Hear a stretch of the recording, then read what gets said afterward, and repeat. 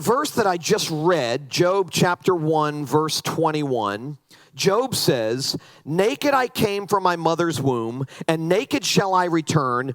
The Lord gave, and the Lord has taken away. Blessed be the name of the Lord. And you want to say, now hold on a second. The Lord didn't take anything away. The devil took it away. What's Job saying there? Is he confused? Does he just not know what's going on? The Lord has given, and the Lord has taken away. Blessed be the name of the Lord. Wait, well, hold on. Hold on. I thought the devil took this stuff away. Satan took it away.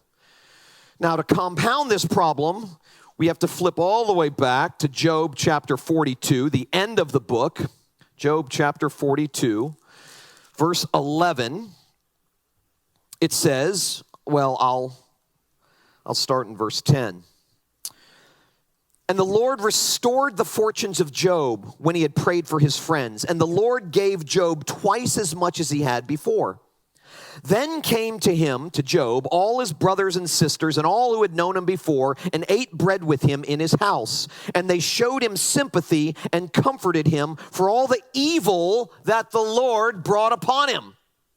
You're like, well, hold on a second. That verse shouldn't be there. The Lord doesn't bring evil into our lives. There are other sources by which evil comes into our lives, bad stuff, but it's not God.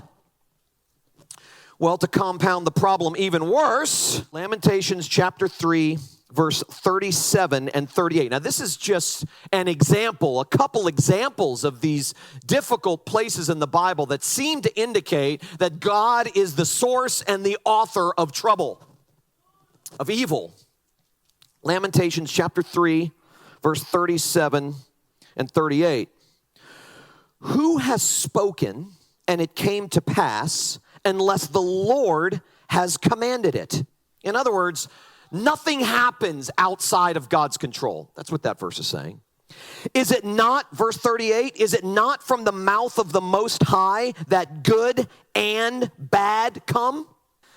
Now, these passages that I just read seem to say that God is the cause of suffering, that he's the author of trouble.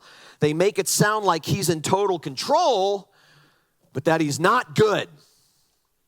There's no ambiguity here regarding whether or not God is in control. The question we now have is, does he care?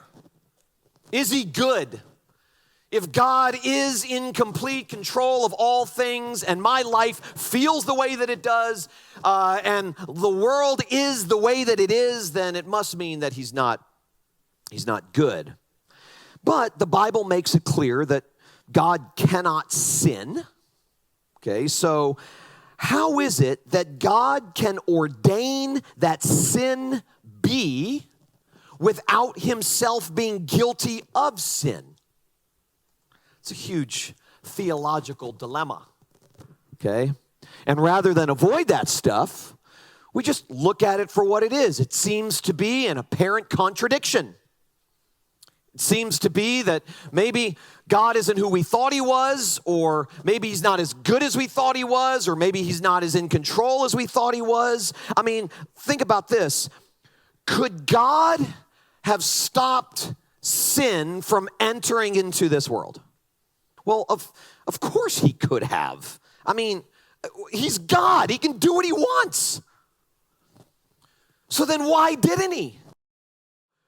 The only answer that the Bible kind of gives to that question as to why God would allow sin to enter into our world if he could have prevented it is because there are certain things about God, certain attributes of God, certain aspects of his character and who he is that we would never know if he had not allowed sin to enter into the world. For example, we would know nothing of God's redeeming love because there would be nothing we would need to be redeemed from.